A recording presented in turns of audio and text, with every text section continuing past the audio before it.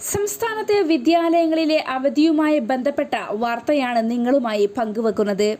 വിശദമായ വാർത്തയിലേക്ക് പോകുന്നതിന് മുമ്പായി ചാനൽ സബ്സ്ക്രൈബ് ചെയ്യാനും വീഡിയോ കൂടുതൽ ആളുകളിലേക്ക് എത്തിച്ചേരുന്നതിനായി ലൈക്ക് ചെയ്ത് ഷെയർ ചെയ്ത് കാണാനും ശ്രമിക്കുക.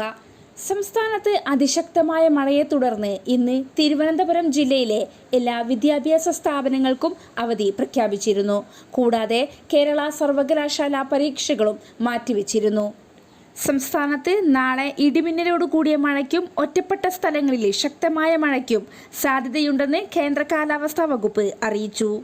നാളെ തിരുവനന്തപുരം, പത്തനംതിട്ട, ഇടുക്കി, മലപ്പുറം ജില്ലകളിൽ യെല്ലോ അലേർട്ടും പ്രഖ്യാപിച്ചു. തിരുവനന്തപുരം ജില്ലയിൽ കഴിഞ്ഞ ദിവസങ്ങളിൽ പെയ്ത ശക്തമായ മഴയെ തുടർന്ന് തിരുവനന്തപുരം, ചിറയിൻകീഴ്, വർക്കല താലൂക്കുകളിൽ ദുരിതാശ്വാസ ക്യാമ്പുകൾ തുറന്നിരുന്നു.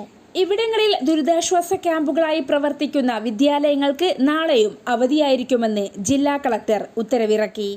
കൂടുതൽ അവധിയുമായി ബന്ധപ്പെട്ട വാർത്തകൾക്കായി ചാനൽ സബ്സ്ക്രൈബ് ചെയ്യാനും വീഡിയോ ലൈക്ക് ചെയ്ത് ഷെയർ ചെയ്ത് കാണാനും ശ്രമിക്കുക.